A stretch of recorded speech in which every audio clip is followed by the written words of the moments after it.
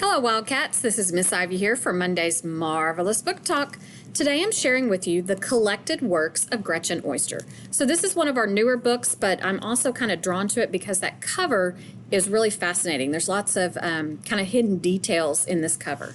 So in this book, our main character, Hartley Staples, is a very light-hearted young man. He's very funny, and he also finds humor anywhere he can in his everyday life.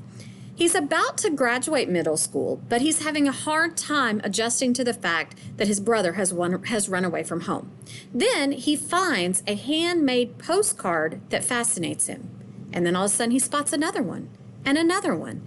And despite losing interest in pretty much everything else, he's very fascinated with these postcards and where they're coming from.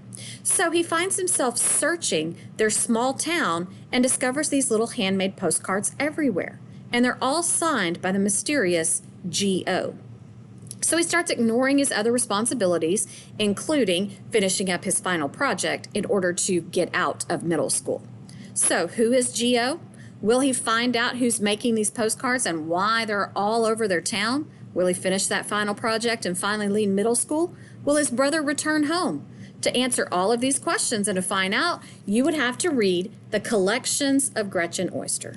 This is Miss Ivy coming at you from your Wayside Library.